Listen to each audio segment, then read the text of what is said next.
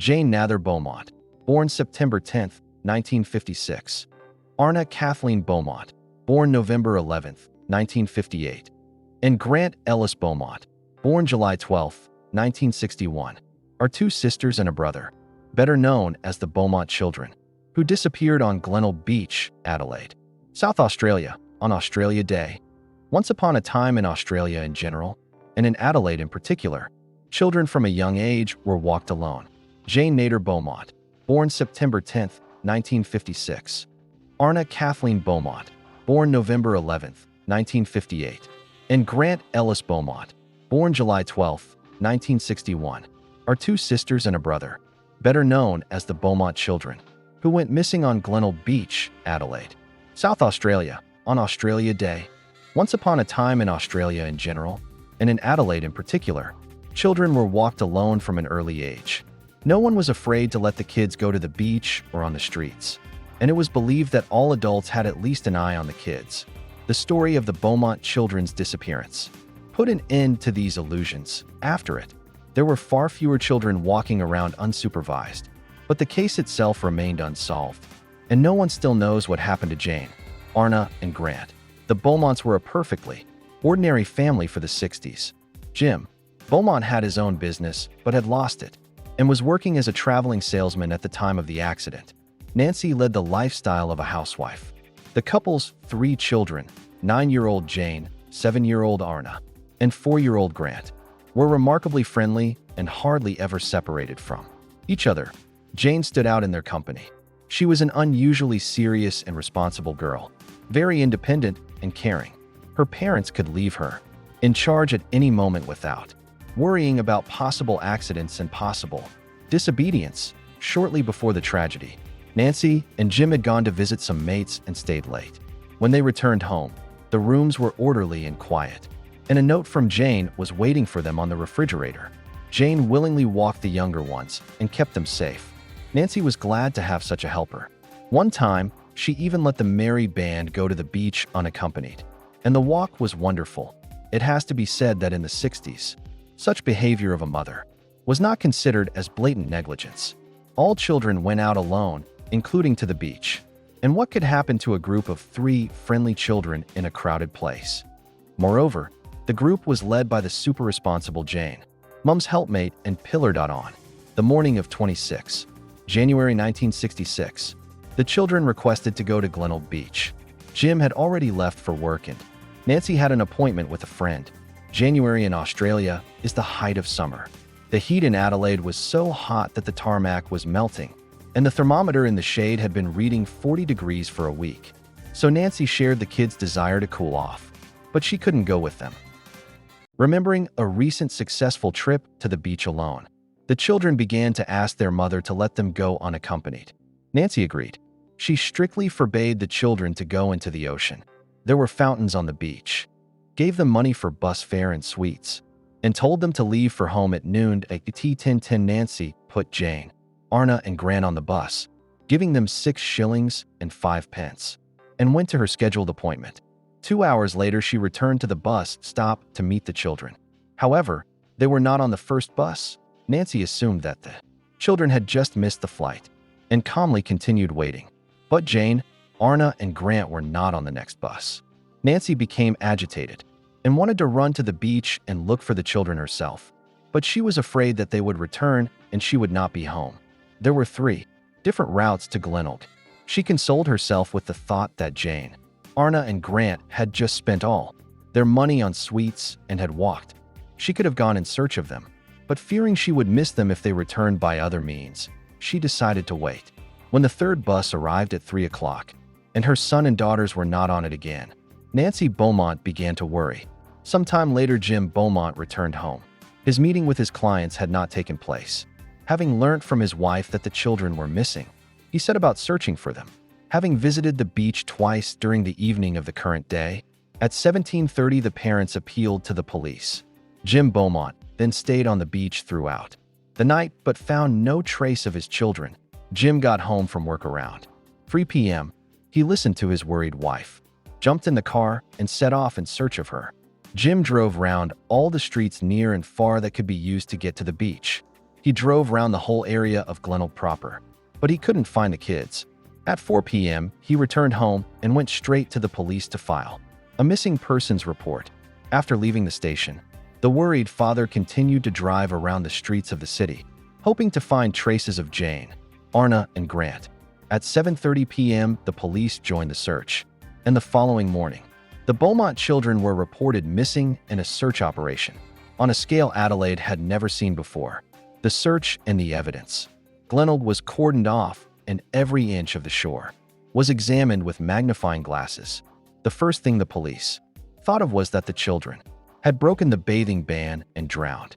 So they searched not only for Jane, Arna, and Grant, but also for their belongings, of which there were many. The children had taken towels, toys, books to the beach, and they obviously didn't go into the ocean with their clothes on. But none of the Beaumont children's belongings were ever found. The police then decided to find out if the children had actually turned up on the beach. Nancy and the police also suspected something wrong.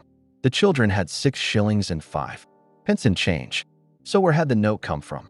At about 12 o'clock, Jane, Arna, and Grant were seen where they were supposed to be at that time, at the bus stop.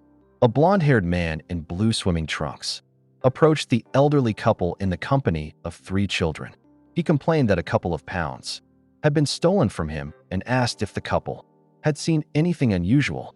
The witnesses told him they had not noticed anything strange and continued to wait for the bus.